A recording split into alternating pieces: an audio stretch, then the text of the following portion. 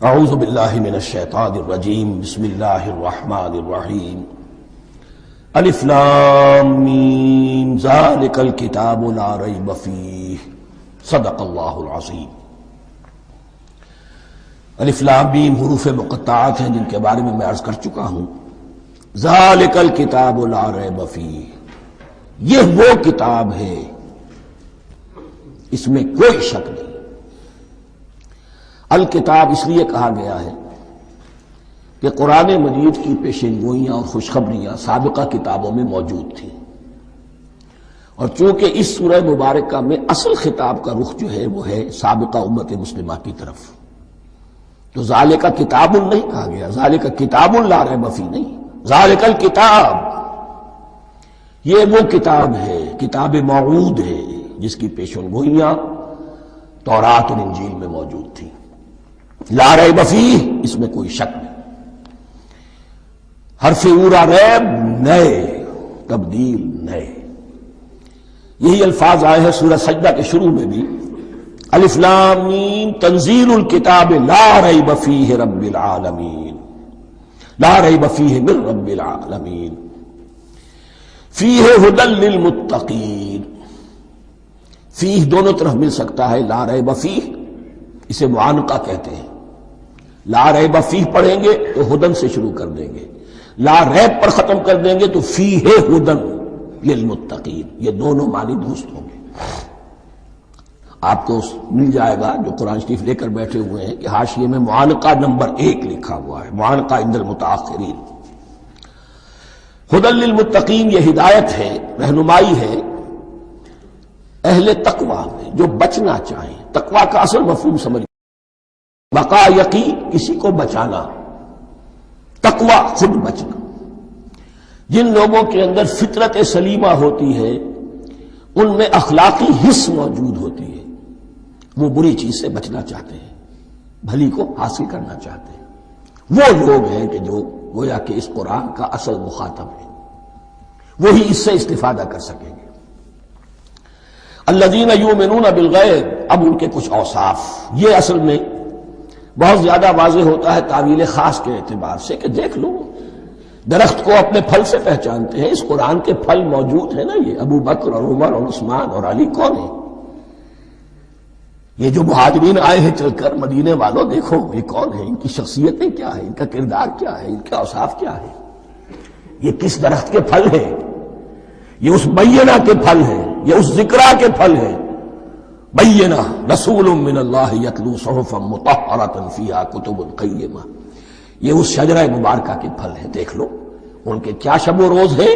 الذین یؤمنون بالغیب، جو غیب پر ایمان رکھتے ہیں۔ تعویل عام کے اعتبار سے اس کا بہت اہم مفہوم ہوگا، جو یہ طے کر لے کہ سوائے مادے کی دنیا کے مجھے اس سے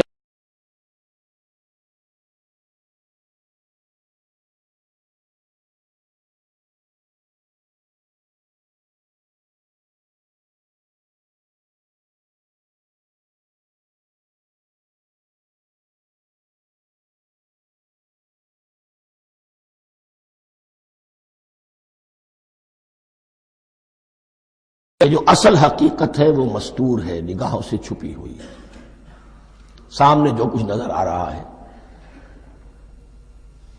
ایک انگلستان کے بہت بڑے فلسفی کی کتاب کا عنوان ہے appearance and reality, reality and appearance, Bradley کی کتاب۔ اپیئرنس جو کچھ نظر آ رہا ہے یہ حقیقت نہیں، حقیقت اس کے پیچھے ہے۔ اور کنفیوشس کا ایک جملہ ہے جو بہت بڑا حکیم اور فلسفی تھا، چین کا بہت بڑا حکیم اور فلسفی، اور ہو سکتا ہے کہ نبی ہو، واللہ عالم، ہم کہہ نہیں سکتے۔ اس کی تعلیم بڑی اخلاقی تعلیم ہے، اور اس کا جملہ سنیے، یہ یؤمنون بالغیب کی اس سے زیادہ صحیح تشریح ممکن نہیں۔ There are certain things, there's nothing more real than what cannot be seen. And there's nothing more certain than what cannot be heard. وہ حقائق جو آنکھوں سے نہیں دیکھے جا سکتے اور کانوں سے نہیں سنے جا سکتے، ان سے زیادہ یقینی اور واقعی حقائق اور کوئی نہیں۔ There is more real than what cannot be seen, and there is nothing more certain than what cannot be heard. الذین یؤمنون بالغیب ویقیمون الصلاۃ، نماز قائم کرتے ہیں، ومما رزقناہم ينفقون، اور جو کچھ ہم نے انہیں دیا ہے اس میں سے خرچ کرتے ہیں، خیر میں، بھلائی میں، نیکی میں، ابناء نو کی حاجات کو رفع کرنے میں، لوگوں کی تکلیفیں دور کرنے میں، خود اللہ کے لیے، اللہ کی رضا جوئی کے لیے، اللہ کو قرض حسنہ دیتے ہوئے۔ والذین یؤمنون بما انزل الیک وما انزل من قبلک، اور وہ کہ جو ایمان رکھتے ہیں اس پر بھی جو آپ پر نازل کیا گیا ہے محمد صلی اللہ علیہ وسلم، اور اس پر بھی کہ جو آپ سے پہلے نازل کیا گیا۔ یہ بہت اہم الفاظ ہیں، اس لیے کہ عام طور پر آج کل ہمارے ہاں یہ خیال پھیلا ہوا ہے کہ یہ تورات اور انجیل کے پڑھنے کا کوئی فائدہ نہیں، کوئی ضرورت نہیں، کوئی ضرورت نہیں کی حد تک تو شاید بات صحیح ہو، لیکن کوئی فائدہ نہیں، یہ بالکل غلط ہے۔ یہ ابتدا ہے قرآن کی، اور کس قدر اہتمام کے ساتھ کہا جا رہا ہے، ایمان صرف قرآن پر نہیں، اس پر بھی کہ جو اس سے پہلے نازل کیا گیا۔ اور سورہ نساء کی آیت، اور سورہ نساء نازل ہوئی ہے کہیں جا کر سن 6 ہجری میں، یا ایھا الذین آمنوا آمنوا باللہ ورسولہ والکتاب الذی نزل علی رسولہ والکتاب الذی انزل من قبل۔ تو اس سے ایمان جو ہے تورات پر اور انجیل پر اور زبور پر اور صحف ابراہیم پر، اجمالی ایمان کی جو اہمیت ہے اس کو اچھی طرح سمجھ لیجیے۔ البتہ یہ ہے کہ چونکہ ہم سمجھتے ہیں اور جانتے ہیں کہ ان کتابوں میں تحریف ہو گئی ہے، لہذا ان کتابوں کی کوئی شے قرآن پر حجت نہیں ہوگی، جو چیز قرآن سے ٹکرائے گی ہم اس کو رد کر دیں گے، ان کتابوں کی کسی شے کو دلیل کے طور پر نہیں لائیں گے۔ لیکن جہاں قرآن مجید کی کسی بات کی نفی نہ ہو رہی ہو تو بہت سے حقائق ہمیں ان کتابوں ہی سے ملتے ہیں۔ انبیاء کے مابین جو زمانی ترتیب ہے، کرونالوجیکل آرڈر جو ہے، وہ تو ہمیں تورات سے ملتا ہے، قرآن میں تو نہیں۔ قرآن میں کبھی حضرت نوح کا ذکر بعد میں ہے، حضرت موسیٰ کا پہلے، وہاں تو کسی اور پہلو سے ترتیب آتی ہے، لیکن وہاں ہمیں تاریخ ملتی ہے ابراہیم کی، اسحاق کی، یعقوب کی، انبیاء بنی اسرائیل کی، موسیٰ کی، عیسیٰ کی، یہ ساری چیزیں۔ تو اس کی اہمیت جو ہے اس کو سمجھ لیجئے۔ والذین یؤمنون بما انزل الیک وما انزل من قبلک وبالآخرۃ ھم یوقنون، آخرت پر وہ یقین رکھتے ہیں۔ نوٹ کرنے والی بات کیا ہے کہ باقی سب چیزوں کے لیے لفظ ایمان آیا، آخرت کے لیے ایقان کیوں؟ واقعہ یہ ہے کہ انسان کے عمل کے اعتبار سے سب سے زیادہ مؤثر شے ایمان بالآخرہ ہے۔ ایمان بالآخرہ ہے تو عمل سیدھا رہے گا کہ ہاں مجھے جواب دہی کرنی ہے، جانا ہے، اٹھنا ہے، اللہ کے حضور حاضری ہے۔ اگر یہ یقین ہے تو عمل صحیح ہوگا۔ اس میں کمی ہو گئی تو توحید جو ہے وہ بھی بس ایک عقیدہ، ایک ڈوگما بن کے رہ جائے گی۔ ایمان بالرسالت بھی بدعات کو جنم دے گا، عید میلاد نبی منا لیجئے اور کچھ عشقیہ اشعار کہہ دیجئے، نعتیہ اشعار کہہ دیجئے، اللہ اللہ خیر صلی اللہ، یہ ایمان بالرسالت کے مظہر ہوں گے۔ عمل انسان کا درست ہوتا ہے آخرت کے یقین کے ساتھ۔ وَبِالْآخِرَةِ هُمْ يُوقِنُونَ، آخرت پر انہی کا یقین ہے، انہی کا یقین ہے۔ یہ حصر بھی ہے اس اعتبار سے کہ یہودی میں مدعی تھے کہ ہم آخرت پر یقین رکھتے ہیں، یہاں کنٹراسٹ دکھایا جا رہا ہے، آخرت پر یقین رکھنے والے یہ لوگ ہیں، اور تعویل خاص کے اعتبار سے وہ لوگ موجود ہیں تمہاری نگاہوں کے سامنے۔ 13 برس کی محنت کی کمائی محمد الرسول اللہ صلی اللہ علیہ وسلم کی، اس کتاب کی، یتلو علیہم آیاتہ ویزکیہم ویعلمہم الکتاب والحکمہ، اس کا جو نتیجہ ہے وہ تمہارے سامنے۔ اولئک علی ھدی من ربہم، یہ وہ لوگ ہیں جو اپنے رب کی طرف سے ہدایت پر ہیں۔ وہ ابتدائی ہدایت بھی ان کے پاس تھی اور یہ تکمیلی ہدایت بھی، قرآن پر بھی ان کا یقین پورا ہے اور محمد کا اتباع بھی وہ کر رہے ہیں۔ وَأُولَٰئِكَ هُمُ الْمُفْلِحُونَ، اور یہی وہ لوگ ہیں جو فلاح پانے والے ہیں۔ فلاح کا لفظ بھی قرآن مجید کی بڑی اہم اصطلاح ہے، منزل مراد کو پہنچ جانا، کسی باطنی حقیقت کا عیا ہو جانا، اسی لیے اس پر پھر گفتگو انشاءاللہ ہوگی سورہ مومنون کے شروع میں، لیکن یہ کہ فلاح پانے والے، کامیاب ہونے والے اصل میں یہی لوگ ہیں۔ تو گویا کہ تعویل خاص میں صحابہ کرام کی طرف اشارہ ہو گیا، تعویل عام میں ہر شخص کو بتا دیا گیا اگر قرآن کی ہدایت سے مستفید ہونا ہے تو یہ اوصاف اپنے اندر پیدا کرو۔ اب دوسرا گروہ، ان الذین کفروا سواء علیہم انذرتہم ام لم تنذرہم لا یؤمنون، یقیناً جن لوگوں نے کفر کیا، اور یہاں مراد کیا ہے؟ جو کفر پر اڑ گئے ہیں۔ اس کو ہم تعویل عام میں نہیں لے سکتے، اس لیے کہ اگر تو ہم اس کو عام میں لے لیں گے تو اس کے معنی تو یہ ہوں گے جس شخص نے کسی وقت کفر کیا اب وہ ہدایت پر آ ہی نہیں سکتا۔ نہیں، یہ بات نہیں ہے۔ کوئی کفر میں ہے، وہ غالطے کی بنا پر ہے، عدم توجہی کی بنا پر ہے، حق اس پر واضح نہیں ہوا ہے اس لیے ہے، تو آپ اسے سمجھائیں گے، انذار و تبشیر سے اسے فائدہ ہو جائے گا، واعظ و نصیحت سے فائدہ ہو جائے گا۔ ایک وہ ہے کہ جو حق کو سمجھ کر، پہچان کر اور پھر اڑ گئے، ضد کی وجہ سے، ہٹ دھرمی کی وجہ سے، تعصب کی وجہ سے، تکبر کی وجہ سے، حسد کی وجہ سے۔ ان الذین کفروا، ایسے لوگوں کا معاملہ کیا ہے؟ سواء علیہم انذرتہم ام لم تنذرہم لا یؤمنون، برابر ہے ان کے لیے خواہ آپ انہیں سمجھائیں خواہ نہ سمجھائیں، ڈرائیں نہ ڈرائیں، انذار فرمائیں نہ کریں، لا یؤمنون، وہ ایمان لانے والے نہیں۔ وہی بات جو میں نے کہی تھی کہ سوتے کو جگایا جا سکتا ہے، جاگتے کو کیسے جگائیں؟ ختم اللہ علی قلوبہم وعلی سمعہم وعلی ابصارہم غشاوہ، ان کے دلوں پر اللہ نے مہر کر دی ہے۔ کیوں کر دی ہے؟ یہ ابتداء مہر نہیں ہوئی، جب حق کو پہچان کر انہوں نے رد کر دیا، اس کی پاداش میں، اس کی سزا کے طور پر۔ ختم اللہ علی قلوبہم، اللہ نے ان کے دلوں پر مہر کر دی ہے، وعلی سمعہم، اور ان کی سماعت پر بھی، وعلی ابصارہم غشاوہ، اور ان کی آنکھوں کے سامنے پردہ پڑ چکا ہے۔ یہ مضمون سورہ یاسین کے شروع میں پھر آئے گا بہت شرح و بسط کے ساتھ۔ وَلَهُمْ عَذَابٌ عَظِيمٌ، اور ان کے لیے تو اب بہت بڑا عذاب ہے۔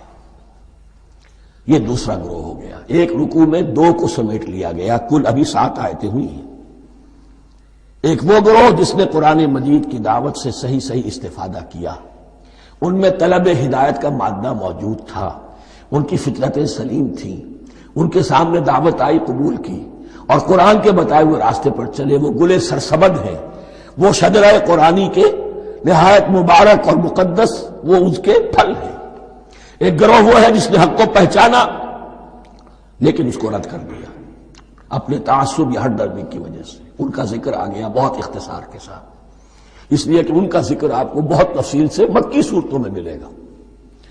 اب آیا تیسرا گروہ، وَمِنَ النَّاسِ، اور لوگوں میں کچھ ایسے بھی ہیں، مَن يَقُولُ آمَنَّا بِاللَّهِ وَبِالْيَوْمِ الْآخِرِ وَمَا هُم بِمُؤْمِنِينَ، جو کہتے تو یہ ہے کہ ہم ایمان رکھتے ہیں اللہ پر بھی اور یوم آخر پر بھی، مگر وہ حقیقت میں مومن نہیں ہے۔ یہاں ایک بات سمجھ لیجئے، اکثر و بیشتر مفسرین نے اس تیسری کیٹیگری کے بارے میں یہی رائے قائم کی ہے کہ یہ منافقین مذکور ہیں یہاں، اگرچہ لفظ منافق یا لفظ نفاق نہیں آیا یہاں، لیکن مولانا میرا اسلام اصلاحی صاحب نے ایک رائے ظاہر کی ہے جو بڑی قیمتی ہے، وہ یہ کہ یہاں ایک کردار کا نقشہ کھینچ دیا گیا ہے۔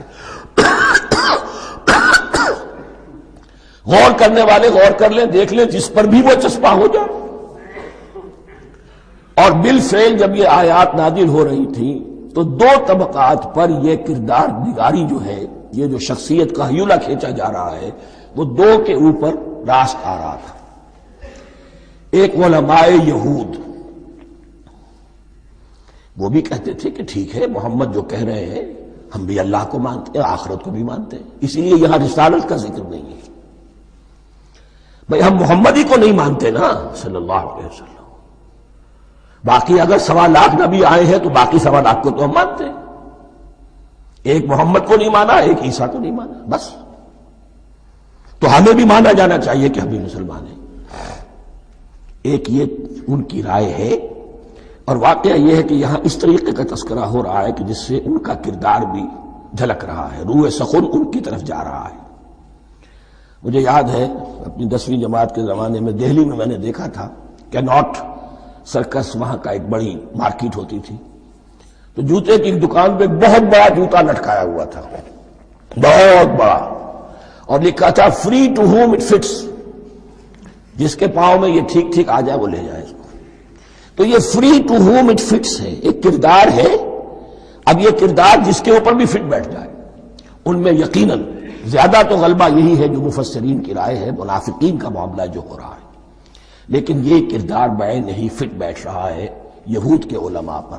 اور یہ بھی نوٹ کر لیجئے کہ جو مدینہ منورہ میں نفاق کا جو پودا پروان چڑھا ہے، بلکہ پودا نہیں کہنا چاہیے، جھاڑ جھکاڑ جو پروان چڑھا ہے، وہ یہودیوں کے زیر اثر، جیسے جنگل کے اندر بڑے بڑے درخت بھی ہوتے ہیں اور اندر جو ہے نیچے جھاڑیاں بھی ہوتی ہیں، تو یہ نفاق کا جھاڑ جھکاڑ جو ہے وہ یہودی علماء کا جو پودا تھا اور بہت بڑا تھا، اس میں کوئی شک نہیں، اس کے سائے میں پروان چڑھا ہے۔ ان دونوں میں معنوی ربط بھی ہے۔ وَمِنَ النَّاسِ مَن يَقُولُ آمَنَّا بِاللَّهِ وَبِالْيَوْمِ الْآخِرِ وَمَا هُم بِمُؤْمِنِينَ، اور لوگوں میں سے کچھ ایسے بھی ہیں جو کہتے تو یہ ہے کہ ہم ایمان رکھتے ہیں اللہ پر اور یوم آخر پر، لیکن وہ مومن نہیں ہیں۔ يُخَادِعُونَ اللَّهَ وَالَّذِينَ آمَنُوا وَمَا يَخْدَعُونَ إِلَّا أَنفُسَهُمْ، وہ دھوکہ دینے کی کوشش کر رہے ہیں اللہ کو اور اہل ایمان کو۔ یہ یخادعون جو ہے یہ باب مفاعلہ ہے، باب مفاعلہ میں کشمکش ہوتی ہے، کشاکش ہوتی ہے، لہذا ترجمہ میں نے کیا کوشش کر رہے ہیں۔ وما یخدعون الا انفسهم، یہ ثلاثی مجرد میں آ گیا، اور نہیں دھوکہ دے رہے مگر صرف اپنے آپ کو۔ یہ یقینی ہے اپنے آپ کو تو دھوکہ دے رہے ہو، لیکن یہ کہ اللہ اس کے رسول کو، اللہ اور اہل ایمان کو دھوکہ نہیں دے سکتے۔ سورہ نساء کی آیت نمبر 142 میں یہ کھل کر منافقین کے بارے میں یہی الفاظ آئے ہیں، ان المنافقین یخادعون اللہ وہو خادعہم، یقیناً منافقین جو ہے وہ اللہ کو دھوکہ دینے کی کوشش کر رہے ہیں اور اللہ انہیں دھوکہ دے رہا ہے۔ فی قلوبہم مرض، ایک لفظ اور رہ گیا، وما یشعرون، انہیں اس کا شعور نہیں ہے۔ یہ بہت اچھی طرح نوٹ کر لیجئے، منافقین کی بھی اکثریت وہ تھی جنہیں اپنے نفاق کا شعور نہیں تھا، وہ اپنے تئیں سمجھتے تھے اپنے آپ کو مسلمان، وہ کہتے تھے یہ بے وقوف لوگ ہیں، محمد رسول اللہ کے بارے میں کہتے تھے یہ خام خواہ جو ہے انہوں نے لڑائی بھڑائی مول لے لی ہے اہل مکہ کے ساتھ، کیا ضرورت ہے، امن کے ساتھ جو ہے بات کرنی چاہیے۔ وہ سمجھتے تھے کہ ہم خیر خواہ ہیں، ہم بھلی بات کہہ رہے ہیں، یہ بے وقوف لوگ ہیں، دیکھتے نہیں کہ کس سے ٹکرا رہے ہیں، ہاتھ میں اسلحہ نہیں ہے اور لڑائی کے لیے جا رہے ہیں، تو بے وقوف تو یہ ہے۔ لیکن وہ سمجھتے تھے کہ ہم تو بڑے مخلص ہیں، ہم مصلح ہیں، تو ما یشعرون بہت ضروری ہے۔ بعض لوگ منافق ایسے بھی تھے کہ جو اسلام میں داخل ہی ہوتے تھے دھوکہ دینے کی خاطر، اور ان پہ پہلے دن سے واضح ہوتا تھا کہ ہم مسلمان نہیں ہیں، ہم نے اسلام کا لبادہ اوڑھا ہے صرف دھوکے کے لیے۔ اس کا ایک ذکر سورہ آل عمران میں آئے گا، لیکن اکثر و بیشتر منافقین دوسری طرح کے تھے جنہیں اپنے نفاق کا شعور حاصل نہیں تھا۔ فی قلوبہم مرض، ان کے دلوں میں ایک روگ ہے، بیماری ہے۔ یہ روگ اور بیماری کیا ہے؟ ایک لفظ میں اس کو تعبیر کیا جائے، کردار کی کمزوری، ویکنس آف کیریکٹر۔ ایک شخص وہ ہوتا ہے کہ جو سمجھتا ہے یہ حق ہے، ہر سے بعد آباد، اب جو ہو سو ہو۔ ایک حق کو حق پہچان کر رد کر دیتا ہے، وہ کافر ہو گیا۔ ایک حق کو حق پہچان کر آیا تو صحیح، لیکن ویکنس آف کیریکٹر کی وجہ سے قوت ارادی کمزور ہے، آخرت بھی چاہتے ہیں، دنیا کو بھی ہاتھ سے دینے کو تیار نہیں، یہاں کا بھی کوئی نقصان نہ ہو اور آخرت کا بھی سارا بھلا ہمیں مل جائے۔ یہ وہ لوگ ہیں در حقیقت کہ اس کو کہا روگ۔ فی قلوبہم مرض فزادہم اللہ مرضا، تو اللہ نے ان کے مرض میں اضافہ کر دیا۔ یہ اللہ کی سنت ہے، آپ حق پر چلنا چاہیں حق کا راستہ آپ کے لیے آسان کر دے گا، آپ برائی کی طرف جانا چاہیں بڑی سے بڑی برائی آپ کے لیے ہلکی ہوتی چلی جائے گی، کوئی خاص بات ہی نہیں، چلو یہ بھی کر گزرو، جب یہ کر لیا تو یہ بھی کر گزرو۔ اور اگر آپ بین بین لٹکنا چاہیں تو اللہ اسی پہ چھوڑ دیتا ہے۔ ٹھیک ہے، آپ سمجھتے ہیں ہم کامیاب ہو رہے ہیں، ہم نے مسلمانوں کو بھی دھوکہ دے لیا، وہ ہمیں مسلمان سمجھتے ہیں، اور یہودیوں کو بھی دھوکہ دے لیا، وہ سمجھتے ہیں کہ ہم ان کے ساتھی ہیں، تو سمجھا کامیاب ہو رہے ہیں، حقیقت میں کامیابی نہیں۔ فی قلوبہم مرض فزادہم اللہ مرضا ولہم عذاب علیم بما کانوا یکذبون، اور ان کے لیے تو دردناک عذاب ہے۔ عذاب عظیم کا لفظ آیا تھا اوپر کفار کے لیے، وَلَهُمْ عَذَابٌ عَظِيمٌ، 7ویں آیت ختم ہوئی، اور عذاب علیم کا لفظ آیا یہاں، ان کے لیے دردناک المناک عذاب ہے، بما کانوا یکذبون، بسبب اس جھوٹ کے جو وہ بول رہے تھے۔ وَإِذَا قِيلَ لَهُمْ لَا تُفْسِدُوا فِي الْأَرْضِ، اور جب ان سے کہا جاتا تھا مت فساد کرو زمین میں، مراد کیا ہے اس سے؟ کہ جب محمد کو مان لیا کہ اللہ کے رسول ہیں، اب ٹھیک ٹھیک پیروی کرو، ان کے پیچھے چلو، ان کا حکم ہے تو جنگ کے لیے نکلو، ان کی طرف سے تقاضا آتا ہے مال پیش کرو، اور اگر تم اس سے کتراتے ہو تو فساد مچا رہے ہیں، جماعتی زندگی کے اندر فتنہ و فساد پیدا کر رہے ہیں۔ وَإِذَا قِيلَ لَهُمْ لَا تُفْسِدُوا فِي الْأَرْضِ قَالُوا إِنَّمَا نَحْنُ مُصْلِحُونَ، وہ کہتے تھے نہیں ہم تو صلح کرانے والے ہیں، اصلاح کرنے والے ہیں، ہم چاہتے ہیں لڑنا بھیڑنا کوئی اچھی بات نہیں ہے، ٹکراؤ تصادم یہ کوئی اچھے کام تھوڑا ہی ہے، بس ٹھنڈے ٹھنڈے دعوت دیتے رہو، جو چاہے قبول کر لے جو چاہے رد کر دے، خام خواہ یہ ٹکرانا اور یہ جنگ کرنا اور اللہ کے دین کو غالب کرنے کے لیے یہ قربانی دو اور یہ مصیبت جھیلو اور یہ مشقت برداشت کرو اور یہ چیز چھوڑو اور یہ ترک کرو، یہ کاہے کے لیے؟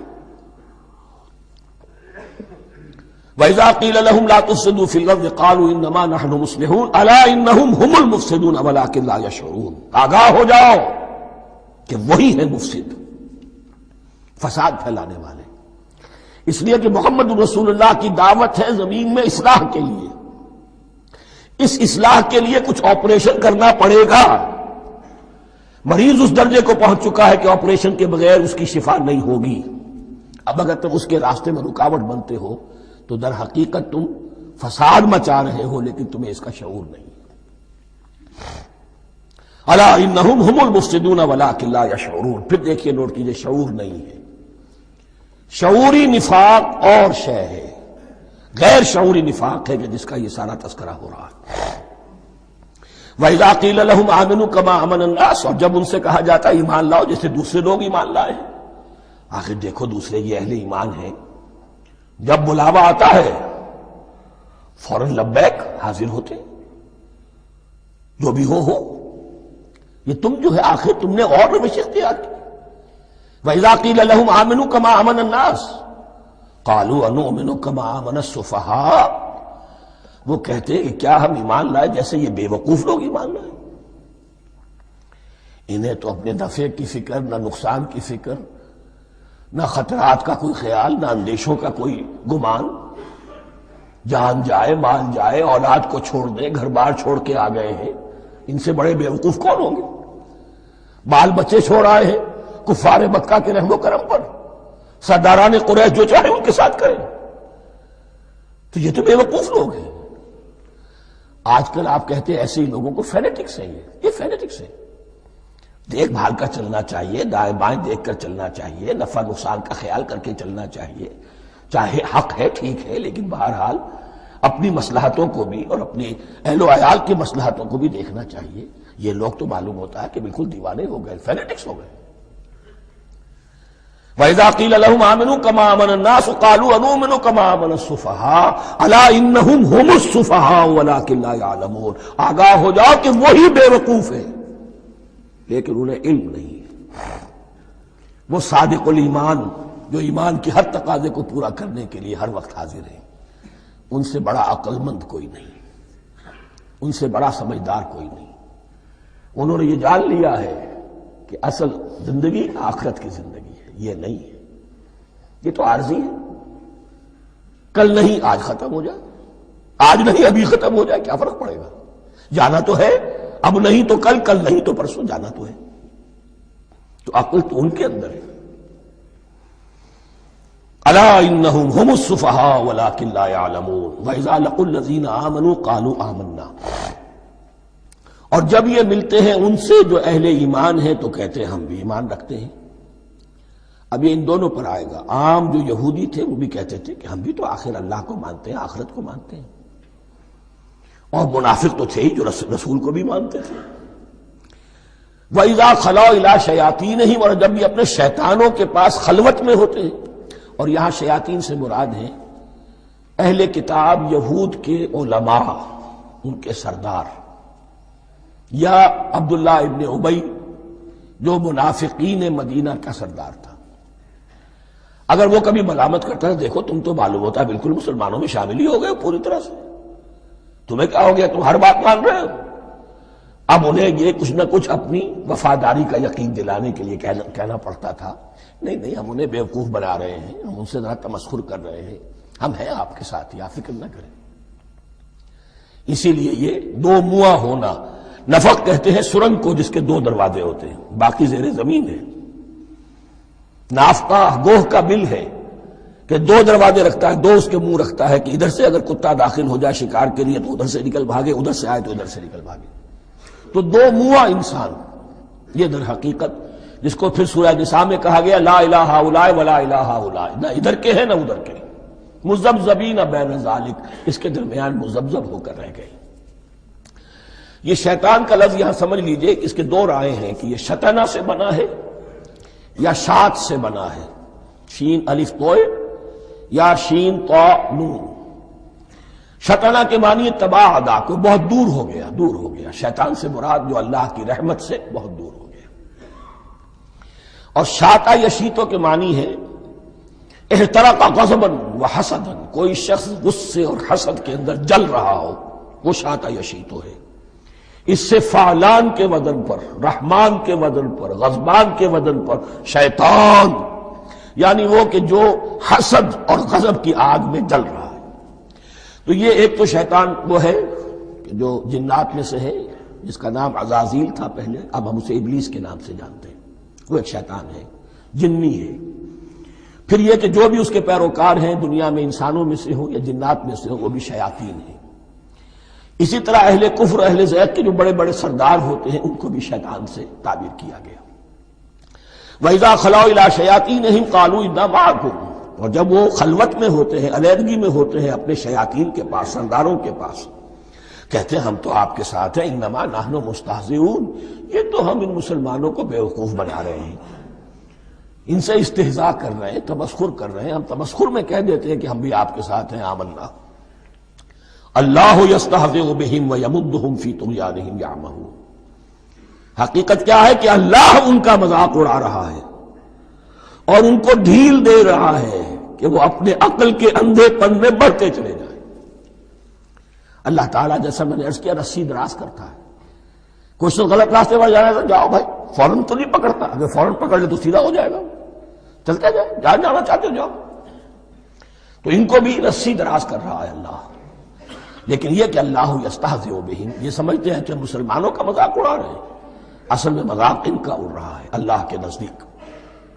وَيَمُدُّهُمْ فِي طُغْيَانِهِمْ يَعْمَهُونَ، اب یہاں ذرا نوٹ کر لیجئے، یہ دو لفظ آئیں گے، عین میم اور ہا، امہ ہے کے ساتھ، ایک ہے عین میم اور یا، امج، تو عین اور میم تو مشترک ہے یا آخر میں فرق ہوگا، عین میم اور ہا ہوگا، اس کے معنی عقل کا اندھا، دل کا اندھا، آنکھیں تو ہے لیکن دل کا اندھا ہے، عقل کا اندھا ہے۔ اور عین میم یا جو آنکھوں کا اندھا ہو، عمیون اندھے، اعمیٰ اندھا۔ تو یہاں فرمایا انا معکم انما نحن مستہزئون، اللہ یستہزئ بہم ویمدہم فی طغیانہم یعمہون، اللہ ان کو اس جو ان کی عقل کے اندھے پن میں جو یہ بڑھتے چلے جا رہے ہیں، اللہ بھی ان کی رسی دراز کر رہا ہے تاکہ یہ جہاں تک جانا چاہتے چلے جائیں۔ اولئک الذین اشتروا الضلالۃ بالہدی، یہ وہ لوگ ہیں کہ جنہوں نے ہدایت کے عوض گمراہی خرید لی ہے۔ دیکھیے بڑا پیارا انداز ہے یہ، ایک شخص کے سامنے دونوں آپشنز تھے، ایک نے گمراہی کو چھوڑا، ہدایت لے لی، چاہے قیمت دینی پڑی، تکلیفیں اٹھانی پڑی، آزمائشوں میں سے گزرنا پڑا، قربانیاں دینی پڑی، ہدایت لی، اور ایک شخص نے ہدایت دے کر گمراہی لے لی۔ آسانی تو ہو گئی، فوری تکلیف سے تو بچ گئے، لا الہ الا ولا الہ الا، دونوں طرف سے اپنے آپ کو بچا لیا. لیکن حقیقت میں سب سے زیادہ گھاٹے کا سودا یہی ہے. اولئک الذین اشتروا الضلالۃ بالہدی، ہدایت دے کر اور ضلالت خرید لی. فما ربحت تجارتہم، تو ان کی تجارت ان کے حق میں ہرگز مفید نہیں ہوئی. اب یہاں بھی دیکھیے را با اور ہے ہا، ربحا اس کے معنی نفع، صحیح نفع، جائز نفع. را با اور وا ربا وہ سود، وہ بھی اضافہ ہے، وہ بھی بڑھوتری ہے، لیکن وہ حرام ہے. ایک ہے تجارت کے اندر جو نفع ہو جائے وہ ربح ہے. را با اور ہا یہ نفع ہے جو جائز نفع ہے. را با اور وا ربا یہ کیا ہے؟ یہ سود ہے، یہ حرام ہے. را اور با مشترک ہے، آگے ہا آگے اور با اس کا فرق ہے. فما ربحت تجارتہم وما كانوا مہتدین، ان کی تجارت ان کے حق میں ہرگز مفید نہیں ہوئی اور نہیں ہے اب یہ ہدایت پانے والے. مثلہم، اب یہاں دو تمثیلیں آ رہی ہیں بڑی پیاری. پہلی تمثیل ہے کفار کے بارے میں، دوسری تمثیل ہے یہ بین والے لوگوں کے بارے میں. پہلوں کے لیے کیا تمثیل ہے؟ مثلہم کمثل الذی استوقد نارا، ان کی مثال اس شخص کی سی ہے جس نے آگ روشن کی. ایک نقشہ کھینچا جا رہا ہے، اندھیری شب ہے جدا اپنے قافلے سے ہے تو، تیرے لیے ہے میرا شعلہ نوا قندیل. اندھیری شب ہے، قافلہ بھٹک رہا ہے. کچھ لوگ بڑی ہمت کرتے ہیں، اندھیرے میں بھی ادھر ادھر سے لکڑیاں جمع کرتے ہیں اور آگ روشن کر دیتے ہیں. لیکن عین اس وقت جب آگ روشن ہوتی ہے کچھ لوگوں کی بینائی سلب ہو جاتی ہے. پہلے وہ اندھیرے میں اس لیے تھے کہ روشنی نہیں تھی، اب وہ اندھیرے کے اندھیرے میں رہ گئے کہ روشنی تو خارج میں آ گئی، اپنی اندر کی روشنی گل ہو گئی، بصارت سلب ہو گئی. یہ مثال ہے ان کفار کی کہ حضور کی آمد سے پہلے سب بھٹک رہے تھے، کوئی حقیقت واضح نہیں تھی، قافلہ انسانیت بھٹک رہا تھا اندھیری شب میں. محمد الرسول اللہ آئے، انہوں نے آگ روشن کر دی، اب راستہ کھل گیا، ہدایت واضح ہو گئی. لیکن کچھ ضد یا تعصب یا تکبر یا حسد کی بنیاد پر کچھ لوگوں کی اندر کی بینائی زائل ہو گئی، تو وہ تو ویسے کے ویسے بھٹک رہے ہیں جیسے پہلے اندھیرے میں تھے، ویسے ہی اب اندھیرے میں ہے. روشنی میں آنے والے تو وہ ہیں، دیکھ لو جن کا ذکر سب سے پہلے ہوا ہے. مثلہم کمثل الذی استوقد نارا، اس شخص کی سی ہے کہ جس نے آگ روشن کی. فلما اضاءت ما حولہ، جب اس آگ نے اپنے ماحول کو گردا گرد کو روشن کر دیا، ذهب اللہ بنورہم، اللہ ان کی نور بصارت کو لے گیا، سلب کر لیا اللہ نے.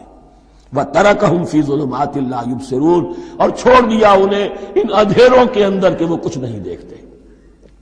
صم بکم عمی فہم لا یرجعون، اسم کہتے ہیں بہرے کو، سم جمع ہے اس کی، سمن. اب کمو کہتے ہیں گونگے کو، بکمن اس کی جمع ہے. آما کہتے ہیں اندھے کو، عمیون اس کی جمع ہے. یہ بہرے ہیں، گونگے ہیں، اندھے ہیں. فہم لا یرجعون، اب یہ لوٹنے والے نہیں. یہ کون ہے؟ ابو جہل ہے، ابو لہب ہے، ولید بن مغیرہ ہے، عقبہ ابن ابی معیط ہے.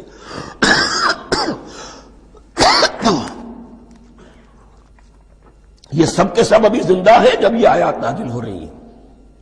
ابھی تو غزوہ بدر ہوگا سن 2 ہجری میں، اور اس میں یہ سب جو ہے واصل جہنم ہوں گے. ابھی تک تو ہے نا. یہ لوگ ہو گئے اس کی مثال.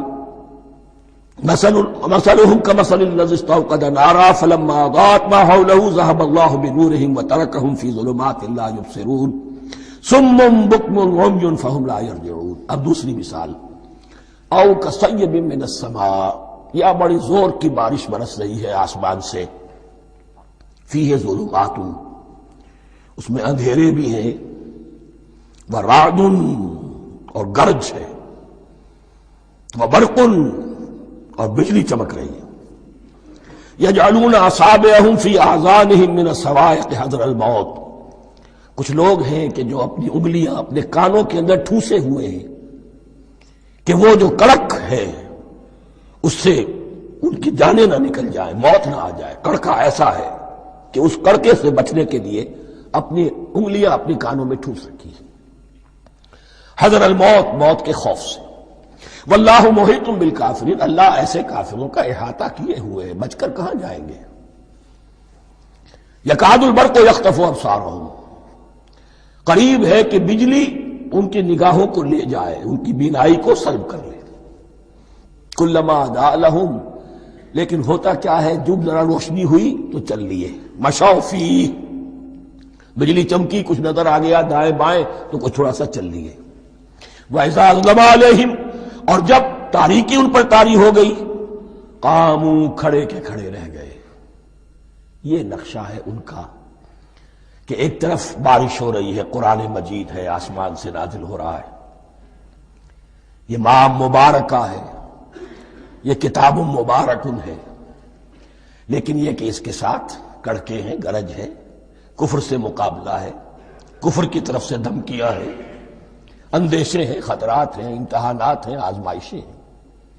ذرا کہیں حالات کچھ بہتر ہوئے، کچھ جسے بریدنگ سپیس کہتے ہیں ملی، تو تھوڑا سا چل لیے، ہم بھی مسلمان ہیں، کوئی خاص موقع نہیں ہے، کسی جنگ کے لیے بلایا نہیں جا رہا ہے، تو بڑھ چڑھ کے باتیں کر رہے ہیں، اپنے ایمان کا اظہار بھی کر رہے ہیں۔ جیسے ہی کوئی آزمائش آئی، قاموا، ٹھٹک کر کھڑے کے کھڑے رہ گئے۔ وَلَوْ شَاءَ اللَّهُ لَذَهَبَ بِسَمْعِهِمْ وَأَبْصَارِهِمْ، اللہ چاہتا تو ان کی سماعت اور بصارت کو بھی سلب کر لیتا، لیکن اللہ کا قانون یہی ہے، جو جہاں رہنا چاہے اس نے آزادی ارادہ دی ہے انسان کو۔ تم اگر مومن صادق بن کر رہنا چاہتے ہو، اس کو آسان کر دے گا تمہارے لیے۔ تم نے اپنے تعصب کی وجہ سے، اپنے تکبر کی وجہ سے کفر کا راستہ اختیار کیا، اللہ اسی کو کھول دے گا۔ تم بیچ میں لٹکنا چاہتے ہو، لٹکتے رہو، اللہ تعالیٰ جو ہے جبرن کسی کو نہ حق پہ لائے گا، نہ جبرن کسی کو باطل پر لے کر جائے گا، اس لیے کہ جبر اگر ہو تو پھر امتحان کا معاملہ ختم، پھر جزا و سزا بیکار ہے، غیر منطقی ہے، غیر معقول ہے۔ ان اللہ علی کل شیء قدیر، یقیناً اللہ تعالیٰ ہر چیز پر قادر ہے۔ یہ دو رکوع اس اعتبار سے کہ انسانی شخصیتوں کا سمجھنا، اور جیسا کہ میں نے عرض کیا، تعویل عام ذہن میں رکھیے، جب بھی کبھی کوئی دعوت حق اٹھے گی، اگر وہ واقعتاً کل کے کل حق کی دعوت ہے اور اس میں انقلابی رنگ ہے کہ باطل سے پنجہ آزمائی کرنی ہے، باطل کو نیچا دکھانا ہے، حق کا غلبہ کرنا ہے، تو یہ تین قسم کے افراد لازماً ہمیشہ وجود میں آ جائیں گے۔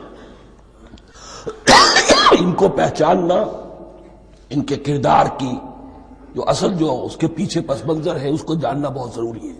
میں وقفہ کر رہا ہوں ذرا۔ الرحمن الرحیم، اب جو تیسرا رکوع آ رہا ہے سورہ بقرہ کا، اس میں قرآن کی دعوت کا خلاصہ ہے۔ قرآن کیا ماننے کی دعوت دیتا ہے، اس کی پکار کیا ہے۔ جیسا کہ میں عرض کر چکا ہوں، 2/3 قرآن پہلے نازل ہو چکا ہے، پس منظر میں ہے۔ ہمارے لیے اس ترتیب مصحف کے اعتبار سے وہ قرآن بعد میں آئے گا، ترتیب نزولی کے اعتبار سے وہ پس منظر میں موجود ہے، لیکن چونکہ یہاں پر مصحف کے اندر یہاں سے آغاز کیا جا رہا ہے، لہذا اس کا خلاصہ جو ہے لب لباب یہ ایک رکوع میں، اور قرآن کے فلسفے کا اور اس کے بعض نہایت ہی اہم جو موضوعات ہیں اور مسائل ہیں، ان کا ذکر پھر چوتھے رکوع میں۔ ابھی ہم تیسرا رکوع پڑھ رہے ہیں۔ یا ایھا الناس اعبدوا ربکم الذی خلقکم والذین من قبلکم لعلکم تتقون، اے لوگو بندگی اختیار کرو اپنے اس رب کی، اپنے اس مالک کی جس نے تمہیں پیدا کیا، اور نہ صرف تم کو پیدا کیا، تم سے پہلے جتنے لوگ گزرے انہیں بھی پیدا کیا تاکہ تم بچ سکو۔ یہ قرآن کی دعوت کا خلاصہ ہے، اور یہ نوٹ کر لیجئے، یہ تمام انبیاء اور رسل کی دعوت یہی تھی۔ اب جب پڑھیں گے سورہ اعراف پڑھیں گے، سورہ شعراء پڑھیں گے، ایک ایک کا نام لے کر، ان اعبدوا اللہ واطیعون، ہر رسول کی دعوت یہ تھی اللہ کی بندگی کرو، میری اطاعت کرو۔ یا قوم اعبدوا اللہ ما لکم من الہ غیرہ، اے میری قوم کے لوگوں اللہ کی بندگی کرو، تمہارا کوئی الہ اور معبود اس کے سوا نہیں ہے۔ پھر حضور قرآن یہی عبادت رب انسان کی تخلیق کی غایت ہے، وما خلقت الجن والانس الا لیعبدون، ہم نے جنوں اور انسانوں کو پیدا ہی صرف اس لیے کیا ہے کہ ہماری بندگی کریں۔ لیکن یہاں ایک فرق بہت بڑا ہے، تمام رسولوں کی دعوت یہی ہے، محمد الرسول اللہ کی بھی یہی ہے، لیکن بڑا فرق کیا ہے؟ باقی تمام رسولوں کی دعوت آپ کو ملے گی یا قوم، اے میری قوم کے لوگوں، یہاں ہے یا ایھا الناس، اے بنی آدم، اے بنی نوع انسان۔ معلوم ہوا کہ تمام رسول حضور سے پہلے صرف اپنی اپنی قوموں کی طرف آئے ہیں، پہلے اور آخری اور کامل رسول ہیں اللہ کے محمد صلی اللہ علیہ وسلم، جن کی دعوت آفاقی ہے۔ یا ایھا الناس، یا قوم نہیں، یا ایھا الناس اعبدوا ربکم الذی خلقکم والذین من قبلکم۔ اس میں دلیل بھی آ گئی کہ عام طور پر لوگ جو ہے غلط راستے پر اس دلیل سے جمے رہتے ہیں کہ ہمارے آباء و اجداد کا راستہ یہی تھا۔ تو بھائی جیسے تم مخلوق ہو ایسے وہ بھی تو مخلوق تھے، جیسے تم خطا کر سکتے ہو وہ بھی تو خطا کر سکتے تھے۔ لہذا یہ نہ دیکھو کہ آباء و اجداد کا راستہ کیا تھا، دیکھو یہ کہ حق کیا ہے، لعلکم تتقون، تاکہ تم بچ جاؤ، دنیا میں افراط و تفریط کے دھکوں سے بچ جاؤ گے، آخرت میں اللہ کے عذاب سے بچ جاؤ گے۔ ان دونوں سے اگر بچنا ہے تو اللہ کی بندگی کی روش اختیار کرو۔ اچھا کس رب کی؟ الذی جعل لکم الارض فراشا والسماء بناء، جس نے تمہارے لیے زمین کو فرش بنا دیا اور آسمان کو چھت بنا دیا۔ وانزل من السماء ماء، اور آسمان سے پانی برسایا، فاخرج به من الثمرات رزقا لکم، اور پھر اس پانی کے ذریعے سے زمین سے میووں کی شکل میں، پیداوار کی شکل میں تمہارے لیے رزق اگایا۔ فلا تجعلوا للہ اندادا وانتم تعلمون، تو ہرگز نہ اللہ کا مد مقابل کسی کو ٹھہراؤ جانتے بوجھتے۔ وانتم تعلمون کا ایک مطلب یہ بھی ہے کہ تم بھی مانتے ہو کہ اس کائنات کا خالق اللہ کے سوا کوئی نہیں۔ اہل عرب بھی مانتے تھے، جو ان کے دیوی دیوتا تھے وہ سمجھتے تھے کہ یہ اللہ کے اوتار ہیں یا اللہ کے ہاں بہت یہ پسندیدہ ہیں، اللہ کے محبوب ہیں، اس کے اولیاء ہیں، اس کی بیٹیاں ہیں، لہذا یہ شفاعت کریں گے تو ہمارا بیڑا پار ہو جائے گا، ورنہ خالق وہ مانتے تھے اللہ ایک ہی ہے۔ جب تم یہ مانتے ہو کائنات کا خالق ایک، مدبر ایک، تو اب کسی کو اس کا مد مقابل نہ بناؤ۔ انداد ند کی جمع ہے، لا ضد لہ ولا ند لہ، اللہ کا کوئی مد مقابل نہیں۔ اس میں یہاں تک بات ہے کہ حضور اس درجے، اس توحید کی باریکیوں تک پہنچا کر گئے ہیں اس امت کو کہ کسی صحابی نے ایسے ہی کہہ دیا ما شاء اللہ و ما شئت، جو اللہ چاہے اور جو آپ چاہیں۔ حضور نے فوراً ٹوک دیا اجعلتنی للہ ندا، کیا تو نے مجھے اللہ کا مد مقابل بنا دیا ہے؟ اس کائنات میں مشیت صرف ایک کی چلتی ہے، کسی اور کی مشیت اس کی مشیت کے تابع پوری ہو جائے ہو جائے، لیکن مشیت مطلقہ صرف اس کی ہے۔ یہاں تک کہ حضور سے فرمایا گیا کہ اے نبی آپ کے لیے یہ ممکن نہیں ہے جسے چاہے ہدایت دے دے، انک لا تہدی من احببت ولکن اللہ یہدی من یشاء۔ اگر یہ اختیار میں ہوتا تو ابو طالب دنیا سے بغیر ایمان لائے نہ جاتے۔ فلا تجعلوا للہ اندادا وانتم تعلمون۔ اب ان دو آیتوں میں تو یوں سمجھیے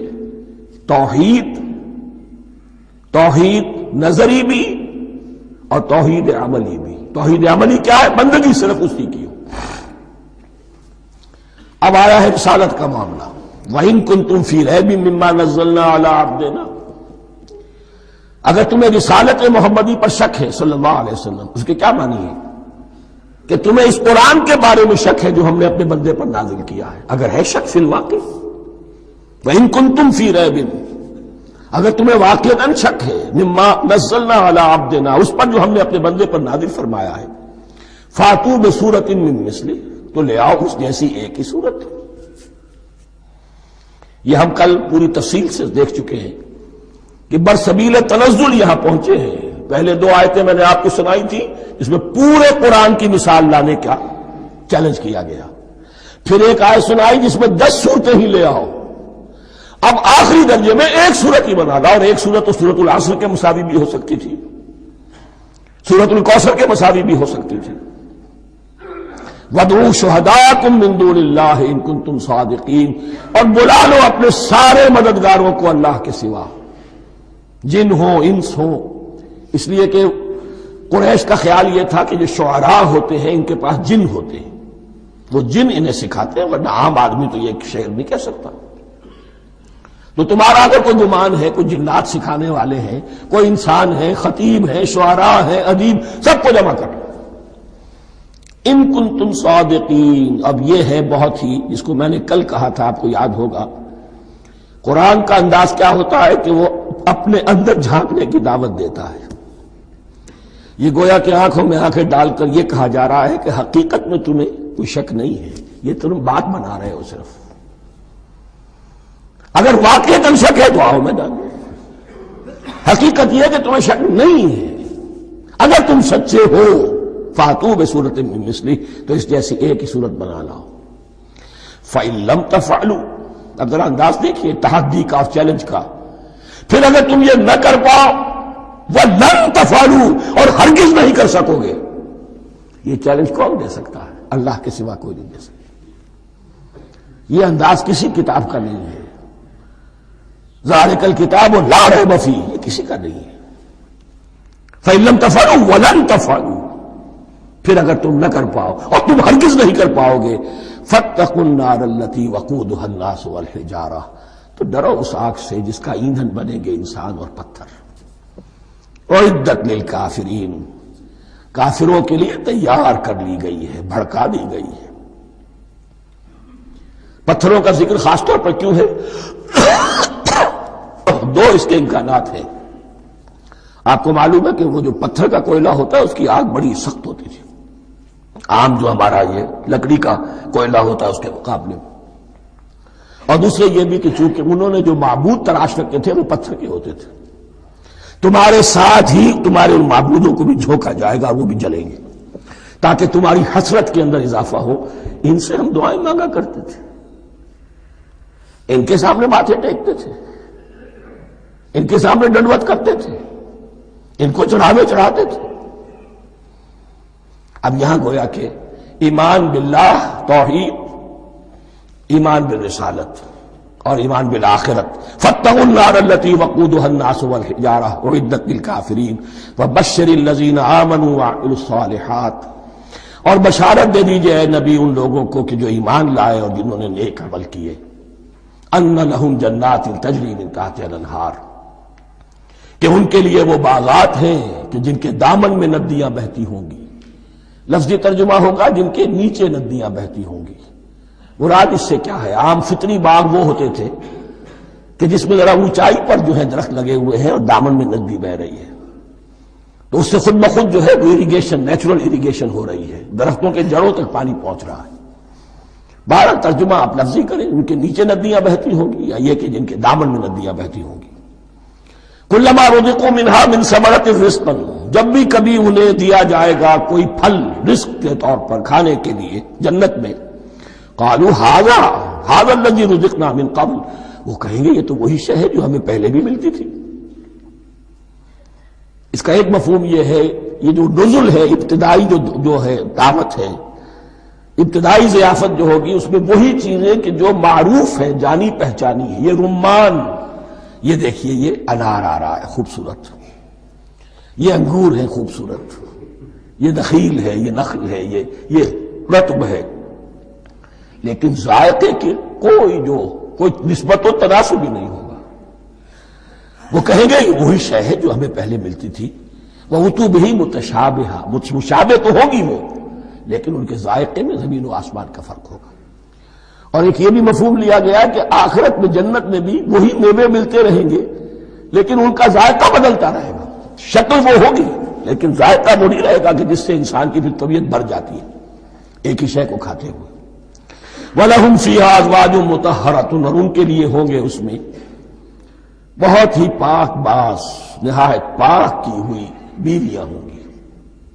ازواج مطہرۃ وہم فیہا خالدون، اور اس میں رہیں گے ہمیشہ ہمیشہ. یہ تو تین جو اصول ہیں دین کے دعوت ایمان، توحید اور رسالت اور معاد، ایمان باللہ، ایمان بالرسول، ایمان بالآخرہ. اب ذرا کچھ ضمنی مسائل ہیں کہ جو بعض کفار کی طرف سے، بعض معتزلین کی طرف سے پیش ہوتے تھے، وہ کبھی بھی اس چیلنج کا مقابلہ تو نہ کر سکے، میدان میں تو نہ آ سکے. یہ بالکل ایسی بات ہے جیسے کسی مصور کی تصویر پر اعتراض کرنے والے تو بہت تھے. جب کہا گیا کہ ذرا یہ لیجیے قلم، اس کو ٹھیک کر دیجیے، یہ برش آپ کے ہاتھ میں دیتا ہوں، اب سب پیچھے ہٹ گئے. تو کوئی صورت قرآن کے مقابلے میں لانا وہ تو ان کے لیے ممکن نہیں تھی، لیکن ادھر ادھر سے اعتراضات کرنے کے لیے جو زبانیں کھلتی تھی ان میں سے ایک اعتراض نقل کیا جا رہا ہے. وہ یہ تھا کہ وہ کہتے تھے کہ قرآن مجید میں مکھی کی تشبیہ آئی ہے، یہ تو بڑی حقیر سی شے ہے. اعلیٰ کلام ہو اور اعلیٰ متکلم ہو، وہ ایسی حقیر چیزوں کا تذکرہ نہیں کرتا. بیت العنکبوت، مکڑی کا بھی ذکر ہے قرآن مجید، اتنی حقیر شے کا، یہ کوئی اعلیٰ کلام نہیں.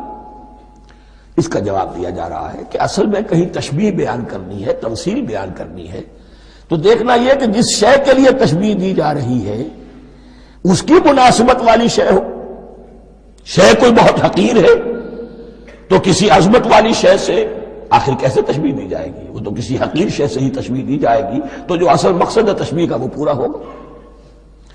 ان اللہ لا یستحیی ان یضرب مثلا ما بعوضۃ فما فوقها، اللہ تعالیٰ کو تو اس میں کوئی جھجک نہیں ہے، کوئی شرم نہیں ہے کہ وہ مچھر کی مثال بیان کرے. تو اس سے اوپر، اب یا فوقہا میں دونوں معنی ہو جائیں گے، یعنی کمتر اور حقیر ہونے میں اس سے بھی بڑھ کر، یا یہ کہ اس سے اوپر کی کوئی شے، اس کی مثال دینے میں اللہ کو کوئی جھجک نہیں. اس لیے کہ مکھی بھی بہرحال مچھر سے تو ذرا بڑی شے ہے. اس معنی میں بھی ہو سکتا ہے فوقہا، اور فوقہا اس معنی میں بھی کہ اس سے بھی حقیر ہونے میں اس سے بھی بڑھ کر. فَأَمَّا الَّذِينَ آمَنُوا فَيَعْلَمُونَ أَنَّهُ الْحَقُّ مِنْ رَبِّهِمْ، تو جو لوگ صاحب ایمان ہیں وہ جان لیتے ہیں کہ یہ حق ہے ہمارے رب کی طرف سے. وَأَمَّا الَّذِينَ كَفَرُوا، اور جنہوں نے کفر کیا ہے، فَيَقُولُونَ مَاذَا أَرَادَ اللَّهُ بِهَذَا مَثَلًا، یہ کیا مثال اللہ نے دی، کیا ارادہ ہوا اللہ کا اس مثال کے ذریعے سے. ناک منہ چڑھا رہے ہیں، اعتراض کر رہے ہیں. اب جو آ رہا ہے اگلا جملہ وہ ہے بہت اہم، یضل بہ کثیرا ویہدی بہ کثیرا، اسی کے ذریعے سے اللہ بہتوں کو ہدایت دیتا ہے اور اسی کے ذریعے سے بہتوں کو گمراہ کرتا ہے. معلوم ہوا کہ ہدایت اور گمراہی اور ہدایت اور ضلالت انسان کی سبجیکٹو کنڈیشن کے اوپر دار و مدار ہے. اس کا آپ کے دل میں خیر ہے، بھلائی ہے، نیت صحیح ہے، طلب ہدایت، طلب علم، اس میں آپ سچے ہیں، آپ کو ہدایت مل جائے گی. دل میں زیغ ہے، کجی ہے، نیت میں ٹیڑھ ہے، فساد ہے، تو اسی کے ذریعے سے اللہ آپ کی گمراہی میں اضافہ کر دے گا. یضل بہ کثیرا ویہدی بہ کثیرا، لیکن اللہ کا یہ کسی کو ہدایت دینا اور کسی کو ضلالت دینا علل ٹپ نہیں ہے، کسی قاعدے اور قانون کے بغیر نہیں ہے. وما یضل بہ الا الفاسقین، نہیں گمراہ کرتا وہ اس کے ذریعے سے مگر صرف سرکش لوگوں کو، جن میں سرکشی ہے، تعلی ہے، تکبر ہے. اور ان کے اوصاف کیا ہے؟ الذین ینقضون عہد اللہ من بعد میثاقہ، جو توڑ دیتے ہیں اللہ کے ساتھ کیے ہوئے عہد کو. اور سب سے بڑا عہد یہ سورہ اعراف میں چل کر آئے گا، عہد الست. عالم ارواح میں ہم عہد الست کر کے آئے. الست بربکم قالوا بلی، کیا میں ہی نہیں ہوں تمہارا رب؟ تمام ارواح نے، میں بھی تھا، آپ بھی تھے، سب تھے، کل انسان، جتنے انسان دنیا میں آج تک آ چکے ہیں وہ بھی تھے، اور جو آنے ہیں ابھی قیامت تک وہ بھی تھے، لیکن تھے صرف ارواح کی شکل میں، جسم نہیں تھے. اور یہ میں آپ کو بتا چکا ہوں، مکمل وجود ہے انسان کا روحانی وجود. اولاً تخلیق اس کی ہوئی تھی، اسی سے آگے چل کر ایک بہت فلسفے کا بہت گہرا مضمون آ رہا ہے آگے چل کر. وہ جو عہد الست بربکم قالوا بلا، انہوں نے اس عہد کو توڑا، اللہ کو اپنا مالک اور خالق اور اپنا حاکم جاننے کی بجائے خود حاکم بن کر بیٹھ گئے. الیس لی ملک مصر، کیا مصر کی بادشاہی میری نہیں ہے؟ I am the sovereign, we are sovereign, popular sovereignty. بغاوت، سرکشی، فاسق. وما يضل به الا الفاسقين الذين ينقضون ميثاقه ويقطعون ما امر الله به ان يوصل، اور کاٹتے ہیں وہ چیز جسے اللہ نے جوڑنے کا حکم دیا ہے. اللہ نے صلہ رحمی کا حکم دیا ہے، یہ قطع رحمی کرتے ہیں. مال کی طلب میں بھائی بھائی کو ختم کرتا ہے اس کے مال کو ہتھیانے کے لیے، اپنی ذاتی اغراض کے لیے تمام اخلاقی حدود جو ہے انسان پر سو پیش ڈال دیتا ہے. اپنا تکبر، اپنے لیے تعلی.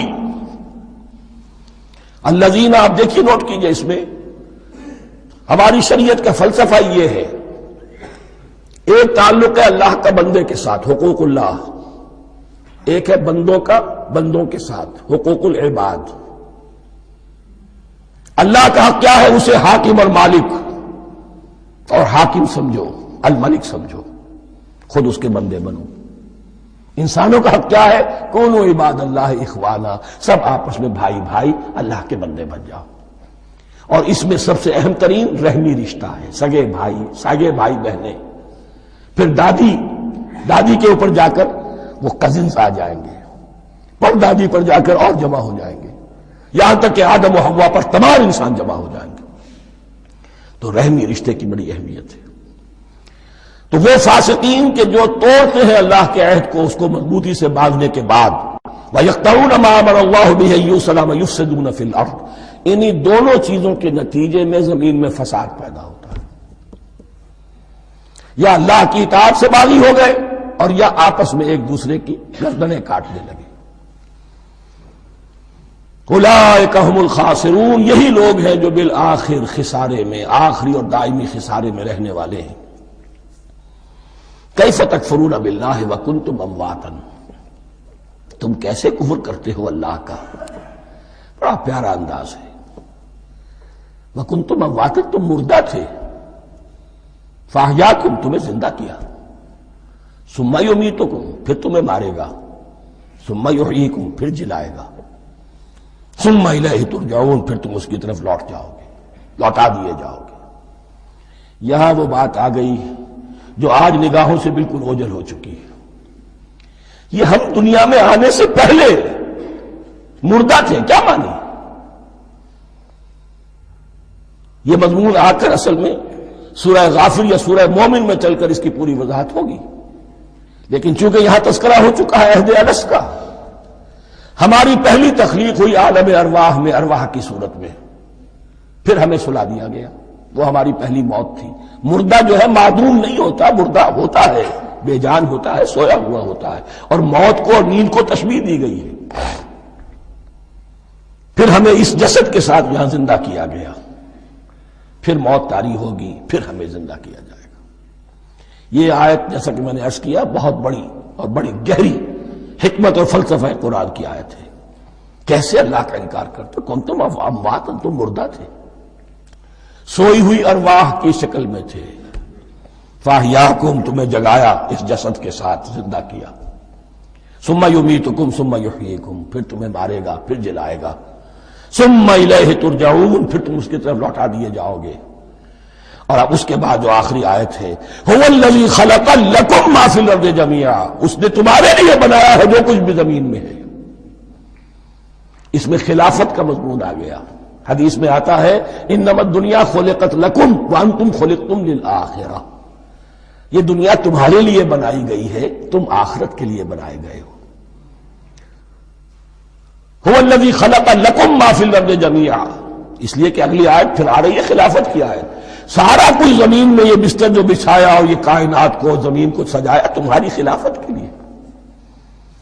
ثم استوى الى السماء فسواهن سبع سماوات، پھر وہ متوجہ ہوا آسمانوں کی طرف اور انہیں 7 آسمانوں کی شکل میں بنا دیا. جیسا کہ میں کل عرض کر چکا ہوں، یہ تاحال ابھی یہ آیات متشابہات میں سے ہے. 7 آسمانوں کی کیا حقیقت ہے ہم اس سے ابھی پورے طور سے واقف نہیں. وَهُوَ بِكُلِّ شَيْءٍ عَلِيمٌ، اور اسے ہر شے کا علم حقیقی حاصل ہے.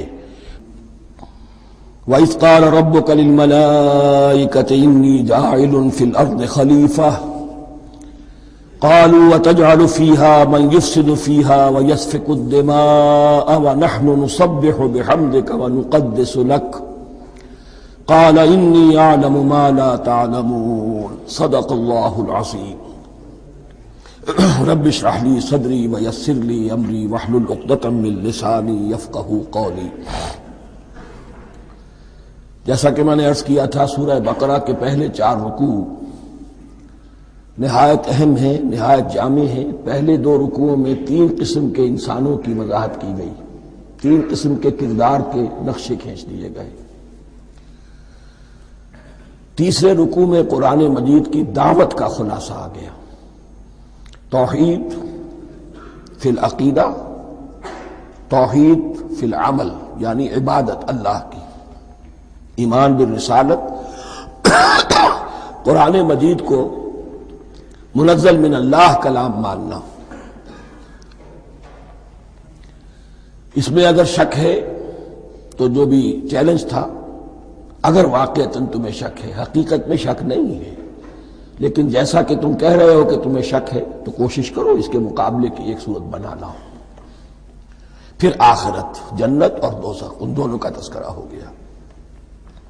پھر ایک خاص مسئلہ جو قرآن مجید کے اسلوب پر اعتراض کی شکل میں آیا کہ اس میں مچھر جیسی حقیر شے کا بھی تذکرہ ہے. اس کی حکمت بیان کر دی گئی کہ تشبیہ اور تمثیل میں ظاہر بات ہے کہ ممثل لہو اور ممثل بہی میں مناسبت چاہیے. جس چیز کے لیے تمثیل بیان کی جا رہی ہے، جس شے سے تمثیل بیان کی جا رہی ہے، ان میں مناسبت ہونی چاہیے. اس میں عظیم یا حقیر کا کوئی سوال نہیں.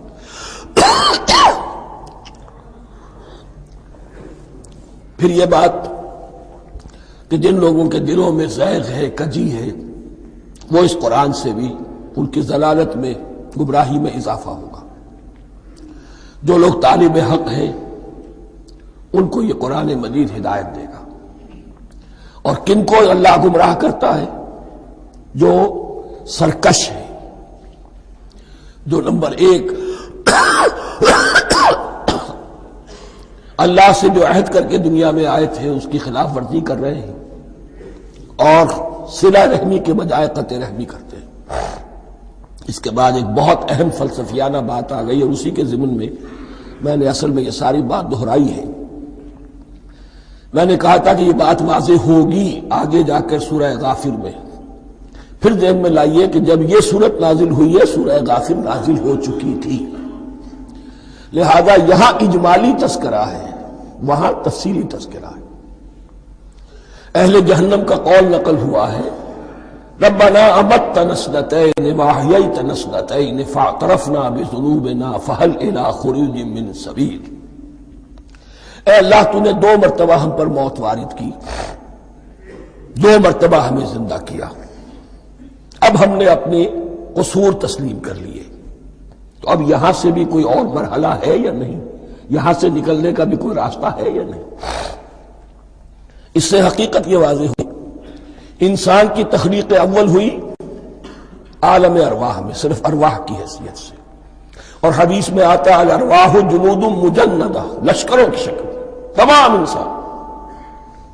ان سے عہد لیا گیا الست بربکم قالوا بلی، پھر سلا دیا گیا ارواح کو. یہ گویا کہ پہلی موت تھی جو ہم گزار آئے.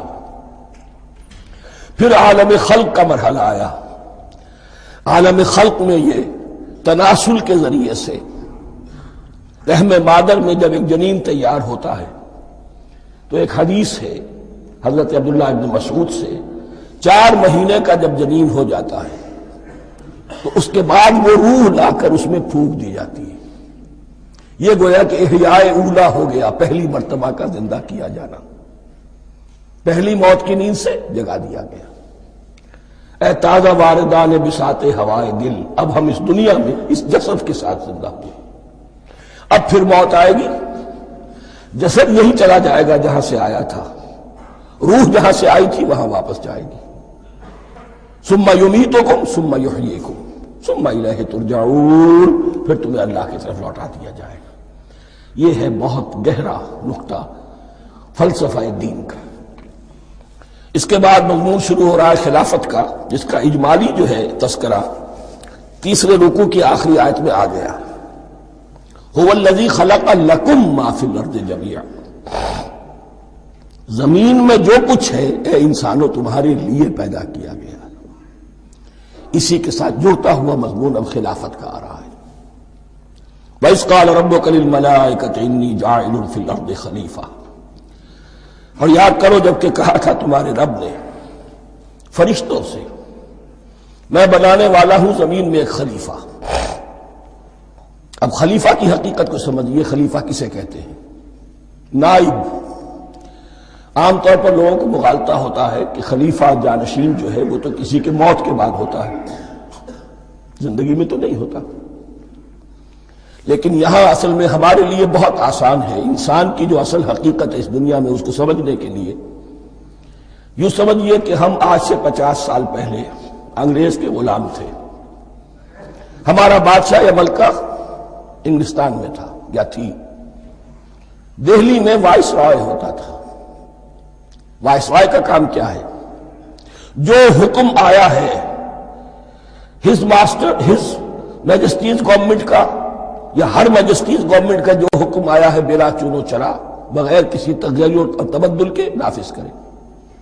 ہاں جہاں کوئی حکم وہاں سے نہیں ہے تو یہاں کے حالات میں بہترین اپنی رائے قائم کرے، غور و فکر کرے، یہاں کی مصلحتیں کیا ہے، جو چیز بھی امپائر کی مصلحت میں ہو اس کے مطابق فیصلہ کر سکتا ہے۔ بین ہی یہی رشتہ ہے۔ اللہ ہے لیکن اللہ نے اپنے آپ کو غیب کے پردے میں چھپا لیا ہے۔ زمین پر انسان ہے، اب انسان کا کام یہ ہے جو ہدایت آ رہی ہے اللہ کی طرف سے اس پر تو بے چون و چرا عمل کرے۔ جہاں کوئی ایکسپریس ہدایت نہیں ہے، کوئی واضح ہدایت نہیں ہے، وہاں اپنے بیسٹ ججمنٹ کو ایکسرسائز کرے، اسی کا نام اجتہاد ہے۔ غور و فکر کرے، سوچے، اور جو بات روح دین کے زیادہ سے زیادہ مطابقت رکھنے والی ہو اس کو اختیار کر لے۔ بین ہی یہی رشتہ ہے در حقیقت، رشتہ خلافت کہ جو اللہ اور انسان کے مابین ہے۔ اب یہ جو دی گئی ہے یہ حیثیت تمام انسانوں کو دی گئی ہے، پوٹینشلی ہر انسان اللہ کا خلیفہ ہے، لیکن جو اللہ کا باغی ہو جائے، جو خود حاکمیت کا مدعی ہو گیا، گویا کہ وہ باغی ہے۔ اب اگر شاہ جہان بادشاہ تھا، اس کا کوئی ولی عہد تھا، اور ولی عہد جو ہے صبر نہیں کر سکتا، اپنے باپ کی زندگی ہی میں بغاوت کر دیتا ہے، حکومت حاصل کرنا چاہتا ہے، تو اب وہ کیا ہے؟ واجب القتل ہے۔ جو لوگ بھی حاکمیت کے مدعی ہو گئے، ویسے تو حقیقت واجب القتل ہے، لیکن دنیا میں مہلت دی ہے اللہ نے، یہ دار الامتحان ہے، فوراً قتل نہیں کرتا، فوراً ختم نہیں کرتا۔ وَلَوْلَا كَلِمَةٌ سَبَقَتْ مِن رَبِّكَ إِلَىٰ أَجَلٍ مُّسَمًّى لَقُضِيَ بَيْنَهُمْ، اگر یہ پہلے بات طے نہ ہو چکی ہوتی، ایک وقت معین تک کے لیے انہیں مہلت اللہ نے نہ دی ہوتی تو اللہ فیصلہ چکا دیتا، لیکن مہلت دی ہے۔ لیکن کم سے کم اتنی سزا ملتی ہے کہ اب وہ خلافت کے حق سے محروم کر دیے گئے۔ گویا کہ اب خلافت دنیا میں ہوگی خلافت المسلمین، صرف وہی شخص کہ جو اللہ کو مانے اپنا حاکم مطلق، وہ خلافت کا اہل ہے۔ تو یہ چند باتیں خلافت کی اصل حقیقت کے ضمن میں یہیں پر سمجھ لیجیے۔ وَإِذْ قَالَ رَبُّكَ لِلْمَلَائِكَةِ إِنِّي جَاعِلٌ فِي الْأَرْضِ خَلِيفَةً قَالُوا وَتَجْعَلُ فِيهَا مَن يُفْسِدُ فِيهَا وَيَسْفِكُ الدِّمَاءَ وَنَحْنُ نُسَبِّحُ بِحَمْدِكَ وَنُقَدِّسُ لَكَ۔